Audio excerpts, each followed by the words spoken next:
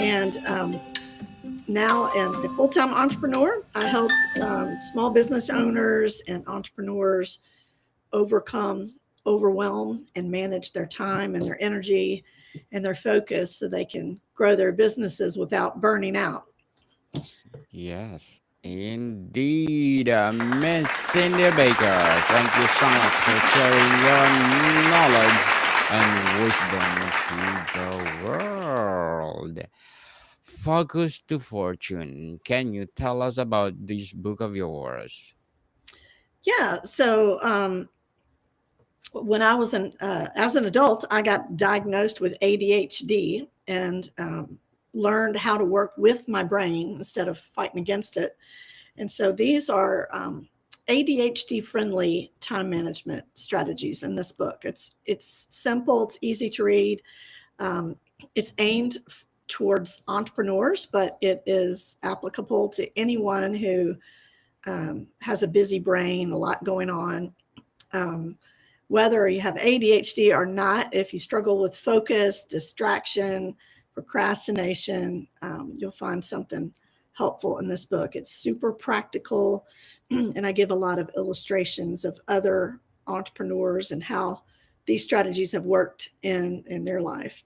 So, uh, Miss Cindy, focus to fortune implies a direct link between concentration and financial gain. Can you elaborate on this course philosophy and why you believe focus is the key to profitability, especially for busy minds?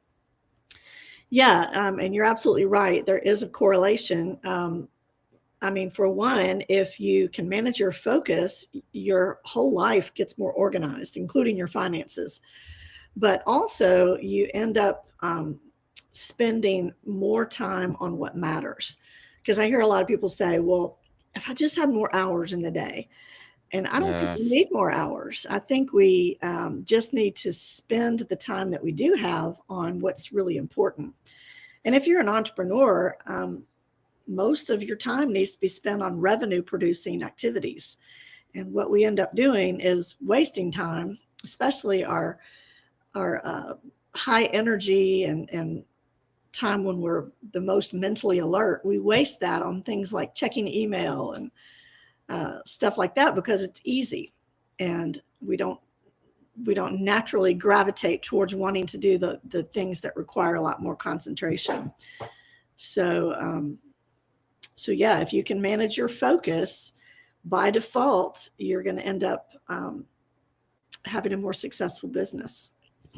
Yes, people, focus indeed. Many time management books exist. What fundamentally differentiates your profitable time management approach from others, particularly for individuals who chronically busy or distracted minds? Yeah, well, you're right. There are, in fact, when you try to search in Amazon, you might not even find mine at first because there's a lot of noise out there on these topics. But I try to make this book extremely practical. I taught middle school for 19 years, so I'm used to being able to take complex topics and really breaking it down into step by step. So this is something that it's not just theory.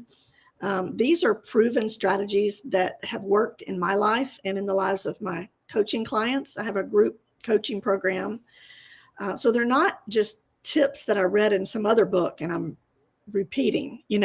These are proven strategies that are practical things that you can read one chapter and you can go and do those things right away. So it's not just theory. Um, and I do think that what makes it a little bit different is that all of the strategies work for my brain, which is an ADHD brain. And I've found that a lot of people who start businesses have ADHD, whether they just self-diagnose or it's official. And I read a statistic somewhere that over 60% of entrepreneurs have ADHD. So I thought, well, um, if it works for my brain and the ADHD people that I work with, it will work with anybody who has those symptoms, whether they have ADHD or not. So that makes it a little bit different. And then I like to think that it's different because it has a lot of stories. I don't like to just read self-help books. They're boring. So I like stories. Stories indeed. How do you define profitability in this context? Is it purely financial, or is that encompasses broader gains like reduces stress, better work-life balance, or increased creative output? Yes, all of the above. I mean, everyone's goals are different. Um, One of the things that I teach in my coaching is that you do need to live your life and manage your time according to your values. So if you say certain things are important in your life, but then you don't spend any time doing those things, you're going to feel out of balance and not congruent. And so, definitely managing your focus allows you to finally take action on all those things that you've been wanting to do and those goals. For instance, writing this book. I mean, I've been wanting to write a book for years, but until I started implementing this framework that I developed, I didn't have the focus to sit down and do it. And so things like that people, so it's not all about money. I mean, I'm not rich, it's more of how many people can you help? How do you want to Yes. grow your business? How much time freedom do you want to incorporate in your life? And you mentioned stress. Definitely, managing stress goes along with managing focus because stress comes from mismanaging your time. Very well said, Miss Cindy. Very well said, and congratulations. You did it. Focus to fortune. You specifically target busy minds. What are the most common traits for challenges of these audiences that traditional time management fails to address, and how does your system overcome them? Yeah, well, a lot of times the tension or the resistance towards doing a task is not um, about time management. On the surface, it looks like that. It looks like, oh, I'm just procrastinating or I'm being lazy, but really underneath there are hidden things like fear of failure, uh, boredom, uh, overwhelm. It's more emotional things that are underneath. And so that's one of the things that I target when I help people is to kind of help them uncover what the real block is to keeping them stuck. And a lot of times it's not what you would think. And that's why I think um, traditional time management doesn't work for a lot of people who are really creative, kind of have that entrepreneurial spirit. Um, and so getting to those invisible resistance is part of it, because if you just tell a person with ADHD, just try harder, then that's like telling I wear glasses. That's like telling someone who's nearsighted, just squint harder. It doesn't work. So it's not a lack of discipline, or it's not like just white knuckle it and have more willpower, because that doesn't last. So you have to have strategies that really allow you to work with the way your brain is wired, and instead of fighting against it, trying to be somebody that you're not. Miss Cindy, does focus to fortune rely heavily on sheer power, or is it more about designing system and environment? Um, well, it differs with each person, but I believe each person has to develop their own personalized system that works for them. And so the principles in the book allow you to do that. It's not saying you have to do it my way, or here's the way you do it. And there's a lot of flexibility to adapt these principles to individual situations. For someone feeling completely overwhelmed, what is the one actionable step or strategy from your book you insist they implement immediately to start seeing results? Yeah, well, a lot of times getting started is the hardest part.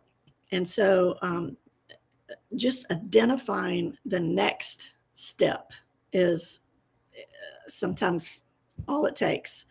And you have to kind of play a trick on your brain sometimes. So, for instance, if I were writing the book and I just wasn't motivated, because a lot of times we think we have to feel motivated, but we don't. We can act and then the motivation comes later. But let's say I just didn't feel like doing it.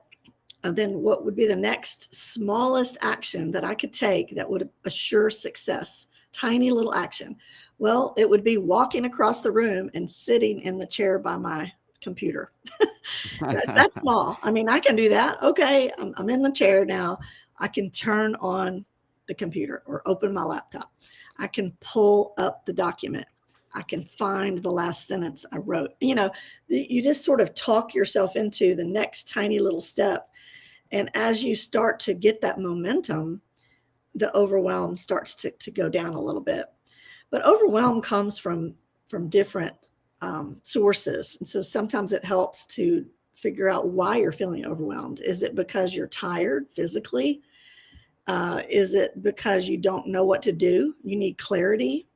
Then maybe you need to ask for some help, or you have to kind of figure out why you're feeling overwhelmed. Is it because you're afraid of failing? Is it perfectionism, and that you think you can't start because you want it to be perfect and you're waiting for these perfect circumstances? I have all these little mantras in my coaching program, and one of them is done beats perfect. So I always say it's better to just get something out into the world and then fine tune it later than to sit around waiting for everything to be perfect and then someone else beats you to the punch. So I don't Miss know if that's Cindy, the question. yes. Miss Cindy, as a productivity coach and speaker helping entrepreneurs, what are your short-term and long-term goals as an author too? Yeah, well, I had originally thought I might make this into a 3-book series. And so I'm still playing around with that idea. Haven't decided for sure one way or the other. Um, uh, Being a first time author, it ended up being more work and more money than I thought. So next time, even though I self published, I paid a editor and a formatter and all that. So next time I would budget a little better. Yes. Um, but my long-term goals too are to I've just kind of improved my coaching program. I say it's a new program, but it's really new and improved. So I'd like to grow that and be able to help more people, um, and uh, get more speaking engagements. Be able to help people by communicating from the stage, whether that be virtual or in person. So I'm actually in a speaker training program right now to do that. And I won a speaking contest, so I'm getting better. Yes. Yeah. Congratulations for that, Thank Miss you. Cindy. Congratulations and good luck for your goals. Hoping for more and more and more success. And what would be your piece of advice for those people out there want to be a coach, want to be entrepreneurs as well as an author? Yeah, well, I started my business on the side while I was still teaching, and a lot of a mistake that I see a lot of people make is that um, they quit their full time job too soon. So I would say, if you can continue to have a steady income before you just jump into the deep end, because it is a lot more difficult than you think. Um, there's a lot. I help a lot of people who are starting a business, and picking the right market and messaging is important. But I also think you have to really understand why you're doing it. It can't be about making money. because you may or may not make a lot of money as an entrepreneur. Most people don't, you know, and so you have to have another reason other than the money, and that will keep you going when things get difficult. Um, and then, of course, 80% of your time needs to be spent on revenue producing activities. So if you're spending, if you're a new entrepreneur and you're spending 2 hours on Canva trying to get the perfect design for a social media post, that's not a good use of your time, you know. So Correct. you do have to really be careful about how you spend your time and your focus as an entrepreneur. And you are going to have to work harder the first few years in order to get things up and running. There's a lot Yeah. more I could say, but those are some Yes. tips. Thank you for your advice, Miss Cindy. And what's the most common mistake people with busy minds make when trying to manage their time that actually sabotages their profitability, and how does you approach prevent it? Yeah, well, I think a lot of people confuse busyness with productivity. And so, you could get to the end of the day and you could say, well, I'm tired. I worked all day, but then you don't have anything to show for it. So I think that one of the things that I help people with is prioritizing. And I tell people to write down their their top three high impact tasks that they need to do that day. It can even be less than three, but no more than three. I mean, you can have other things on your to do list, but your three kind of non negotiables for that day. And if it's some big project, it could be a little piece of that project because you have to break things down into small steps. And then you focus your high energy time on those high impact tasks. And that way, if the rest of your day goes awry, then you've still won because you got your three most important things done. And what a lot of people do, a mistake that they make is they they waste the high energy time um, on things that aren't that important. So, for instance, let's say you're more mentally alert in the morning, maybe after you've had some coffee, mid morning or whatever, and then you just sit down and you think, well, what am I going to do? I guess I'll just check my email, and before you know it, you're researching some random thing like the history of bubble wrap or something like that. And I've used the illustration before. That's like you taking using a bulldozer to pick up weeds from your garden. It's a mismatch. You don't need to use your high energy time for admin tasks. So I teach a method called the 90-minute sprint method. And that's where you would identify one of those high impact tasks and you would clear any visual clutter, close all your tabs, put your phone in the other room, put noise canceling headphones on, tell people to leave you alone, just everything you can do to eliminate distractions. And then you set a timer, preferably one where you can see the passage of time. And then you just focus 100% of your attention on that one thing, undisturbed.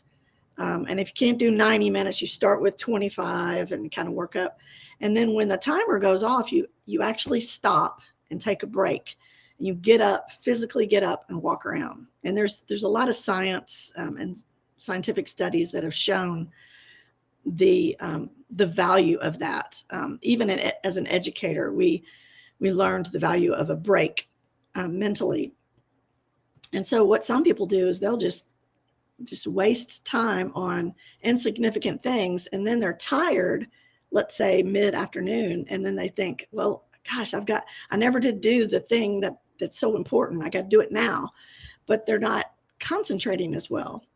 So that's one thing, is just match your hardest task to your highest energy time, and not just physical energy, but mental energy.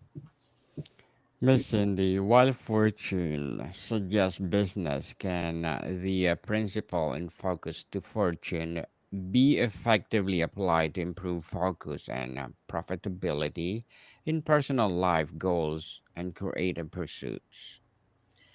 Yeah, it's the same it's the same principle. I mean, I have a lady in my coaching group who has a bunch of boxes to unpack because there was a leak and they had a flood in their house and they had to move everything out and get new floors and move everything back in. And so her task has nothing to do with business, but she has to set goals, make decisions about where things go, and unpack these boxes. And there's a lot of them. So we're applying some of these principles in her situation as well.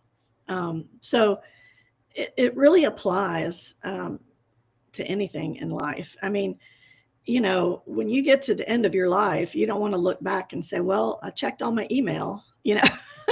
I mean, you want to know that you did something important and you made a difference. So every day, whether it's in your business or your personal life, you need to make sure that the priority is on the important things. And that's why I say match your calendar to your values.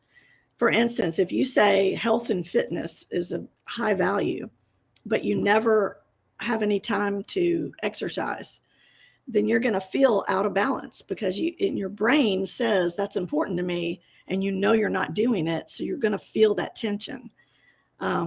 Same with, you know, if you say your family is important, but you work all the time and you don't spend the time that you want with your family, there needs to be a shift so that you're doing the important things. So it doesn't have to be just business. Indeed, business itself. And Miss Cindy, before we wrap up our discussion for today, I'm inviting you to please do listen to my other podcast, people, my other podcast, because my abstract essay is already in fifth season, abstract poetry in second season, and of course my book 101 review in fifth season as well. Comedy 101 in second season, and Food 101 in fifth season too. Geography 101 in fourth season, and my baby podcast, Law 101 and Mental Health 101, Love Letters in third season, and Movie 101 review in its fourth season, as well as Music 101, Science 101, and Sex 101 in its first season. Please listen to them wherever you listen your podcast. Miss Cindy, if you could share the essence of just one reader's transformation story after applying your methods, what key change did you achieve that embodies this book premise? Yeah. Well, I have a lot. I think of one lady in particular, since we were just talking about matching your energy with your important tasks. She wanted to launch an online course that she was creating, and she put it off for months, you know. But once we put the sprint method into play, and she was able to switch, she was trying to do admin tasks in the morning and work on her course in the afternoon, and we flip-flopped that. I mean, her productivity doubled without her working more. So she finally got that course started that she'd been putting off for months. And it was just all about a little bit of a tweak here and a tweak there. So it doesn't have to be a whole overhaul of your life. It's just making a few small changes can make a big difference. Indeed, Miss Cindy Baker. Thank you so much for sharing your focus to fortune to the world. So, can you please invite our listeners to support your book as well as your advocacy? Yeah, you can check it out on Amazon. I do have a free book bundle bonus that goes along with it, and I'll give the link to Daniel so you can click that and get some resources that go along with it. Yes, people, let's support Miss Cindy Baker, because if you support her, more and more and more empowering books like this to come, or more and more empowering coaching to come. So, Miss Cindy, thank you so much for your time. Thank you for having me. I enjoyed it. More to come, people. See you soon.